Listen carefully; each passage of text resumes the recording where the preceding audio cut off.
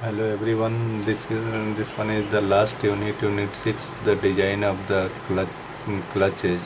How can design the clutch? For before the starting of the design of clutch, we introduce the clutch. Clutch is a mechanical device which is used to connect or disconnect the source of power from the remaining part of the power transmission system at the wheel of the operator. An automotive clutch can permit the engine to run uh, without driving the car. This is desirable when the engine is to be started or stopped, or when the gears are to be shifted. So this is the function of the clutch. There are different terms already I have discussed. Coupling, clutch and brakes. There are some difference between the coupling and clutch. What is the, it can be asked, what is the difference between the clutch and coupling? So coupling, such as we consider plain coupling, is permanent connection. The driving and driven shaft are permanently attached by the means of the coupling, and it is not possible to disconnect the shaft unless the coupling is dismantled. On the other hand, the clutch can connect or disconnect the driving and driven shaft as when the required by the operator. So similarly, there is a basic difference between initial and final condition in the clutch and brake operation. In the clutch initial conditions, the driving member is rotating, driven member is rest. In the final conditions, both rotates at the same speed and have no relative motions. But in the brakes initial conditions, one member such as the brake drum is rotating and the braking members such as the brake switch at rest. The final conditions, both members are rest and have no relative motion. So this is the some basic difference between coupling and clutch and brakes and clutch. There are three type of the clutches. It will be discussed. First, positive contact clutch. This include the square jaw clutch, spiral jaw clutch and toothed clutch. In these clutches, power transmission is achieved by means of the interlocking of the jaw or teeth. So the main advantage of the positive engagement, and once couples, then they can transmit large torque with no slip. Friction clutch, they include single and multi plate clutch, cone clutches, centrifugal clutches. In this clutches, power transmission is achieved by means of the friction between the contacting surfaces. The chapter is restricted to the only friction clutches, so only friction clutches will be discussed. Third type of the clutches, electromagnetic clutches. In electromagnetic clutches, they include the magnetic particle clutches, magnetic hysteresis clutch and eddy current clutches. In this clutches, power transmission is achieved by means of the magnetic field. This clutch may have advantage such as the rapid response time, ease of the control and a smooth start and stop. Fourth is the fluid clutches and the coupling. So I main focus on the friction clutches. So what is the in general single plate friction clutch? Single plate friction clutch is shown in the figure. There is a two plates. One plate is connected to the driving shaft and another on the driven shaft. So, driving shaft, when rotate the driving shaft, the the driven plates with the friction lining is present on the driving shaft, and these plates is connected to the actuating spring, and this spring compress this plate to engage in normal conditions. When the clutch is applied, there is a fork which is connected to the driving collar of the driven shaft. When the clutch is applied, then this fork presses at the at the collar, and the pressures between the driving and driven plates is released. So this will be disengaged when clutch is pressed. So this is the fundamental principle, and we can say the working of the clutch. Now how can mathematical find the force and torque for the driven and driving for the clutch? So torque, that is the important torque transmitting capacity. How can find the torque transmitting capacity? So suppose there is a disc clutch at which the outer dia is capital D, inner dia is a small d, and P is the intensity of the pressure at the radius r. P total operating force, and Mt is the torque transmitted by the clutch. So it is shown the P is the pressure intensity, and P is required force required to engage or disengage the clutch.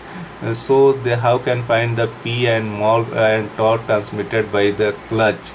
So consider a small radius at the a small radius element, which radius is r and dr is the thickness.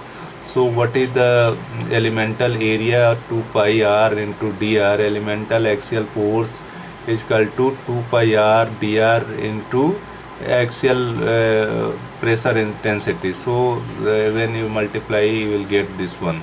Elemental frictional force is equal to this normal force multiplied by mu. Mu is the coefficient of friction, then you will get the elemental frictional force. Now elemental frictional torque, when we multiply with the radius r, you will get the elemental frictional torque. And if you have to find the total force applied on the clutch plate is equal to P is equal to integrate the elemental force, so you will get this expression. And P is equal to 2 pi is constant, it is integrated from radius inner to outer radius, that is the d by 2 to capital D by 2 PR into dr.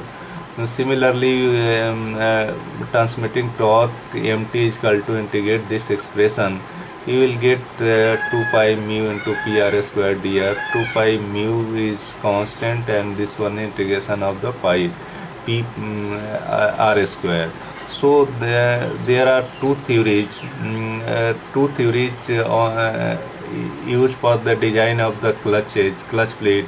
First one is the uniform pressure theory, and second one is the uniform wear theory. Uniform pressure theory means pressure is uniformly constant throughout the clutch plate, and it is generally used for the new clutches. In the case of the new clutches, implying a number of spring and the pressure remains constant over the this assumption. So P is assumed to be constant. So the P, capital P, already I discussed the relation. So P is equal to this PR dr, where P is the constant. So this one is the applied pressure. P is equal to pi P by 4 d square minus d square. This is the uniform pressure theory.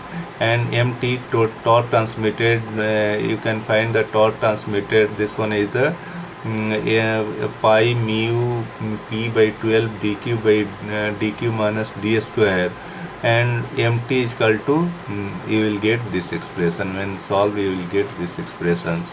So the above equations have been derived for the single pair of the contacting surface. When there are number of the frictional surface in the contact, in the case of the multi-disc clutches, the above equations should be multiplied by the number of pair of contacting surfaces to obtain the resultant torque transmitting capacity. For uniform wear theory, uniform wear theory is second theory. It is assumed to be wear is uniformly distributed over the entire surface of the frictional disc, The assumptions is used to worn out clutches. This assumption is used for the old clutches. The axial wear of the friction disc is proportional to the frictional work, and the work done by the by the friction force at the radius r is proportional to the frictional force and the rubbing velocity 2 pi rn. So n is the speed in rpm. So Vr is proportional to mu p into 2 pi rn. So you can say that Vr is proportional to p into r. So Pr is equal to constant for the Vr for the constant Vr theory, and when you the PR is equal to constant, so at the inner radius r is small, so P will be larger, and the outer radius r will be larger, so P becomes smaller, as shown in the this figure. At the inner this is for the uniform wear theory. At the inner surface pressure is larger, and the outer surface it is at the outer edge it decreases. So this is for the uniform pressure theory, uniform wear theory. For uniform wear theory, PR is equal to constant, and we can say that PA into D by 2, where PA is the inner pressures. So P is equal to 2 pi, integrate it, so you will get the P is equal to pi PA D by 2 D minus T. Similarly, torque transmitted capacity, you can get MT is equal to pi mu PA D by 8 into D square minus D square. So both expression are important. It can be expressed in the term of the capital P. Applied P, you can MT is equal to mu P by 4 D plus D by 4. So this is the two theory you can use during the design of the plates. Now this is some important points here. There are two phases of the wear mechanism in the friction lining. There are following. In the when the friction lining is new, the uniform pressure theory is applicable, and therefore P is equal to constant. For wear theory, wear proportional to PR, and wear since wear proportional to PR, wear is proportional to radius r. At the wear at the outer radius will be more, since the plate is rigid. The wear will be released the pressure at the outer edge. Since the pressure is released, there will be no further wear at the outer edge. The wear will now take place at the inner edge due to the contact of the pressure plate. This will release the pressure and stop further wear at the inner edge. The process of wear mechanism alternatively at the outer and inner radius will be continued till the pressure is adjusted in such a manner that product PR is the constant, resulting in uniform wear at any radius. So after when clutch becomes old, wear theory is valid. So if the uniform pressure theory is applicable only when friction lining is new. When the lining is put into service, wear occurs. There is a major portion of life of the friction occur under the uniform wear criteria, and it is logical to use the wear theory. So for the wear theory, MT already you can write this torque transmitted in this term mu P into RF, where RF is equal to this one already derived, and MT is equal to mu P RF for uniform pressure theory, where the RF is equal to dq minus dq divided by d square minus d square by 3. So one comparison has been shown for the d small d and capital, this for uniform pressure theory, this for uniform wear theory. So in case of the uniform pressure theory, radius circle is this R is known as the friction radius. Friction radius is more in comparison to the friction radius of the uniform wear theory. So in the case of the uniform pressure theory, the torque transmitted is the more in comparison to the uniform wear theory. So this is the advantage. In some conclusion already I have discussed the theory. So some conclusion I related to this one is given. So this one is the service factor. If there is a starting service factor is given, so you can multiply the empty with the service factors. You can get the starting torque. One simple numerical is given on the base of the uniform theory, so you can simply substitute the formula and you can get the answer. Similarly, number of questions are given, you can use this formula and you can get the you can solve the problems. So in the next video I will upload the multi-disc clutches, how can solve the what is the meaning of the multi-disc clutches, and one numerical problem I will solve in the next problem, which will be related to the multi-disc problems. Okay, thank you for your patience and for your watching.